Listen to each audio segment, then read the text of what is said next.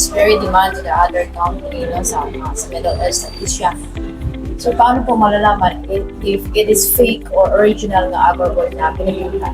Ay, kailangan mo ng mataas na level of expertise niyan. Ang final na makakasabi is yung amoy, yung agarwood. Maraming fake na agarwood. So dahil sikat siya na business ngayon sa Philippines, seeds pa lang, ang dami ng fake na nagbebenta. Minsan bibili ka ng agarwood, pagdating sa'yo, talong. Oo. Tapos merong mga nagbebenta ng agarwood chips na mahal yung bilhin ng mga tao, tapos hindi pala siya agarwood. So yan, hindi namin kayang ituro ngayon, mabilisan.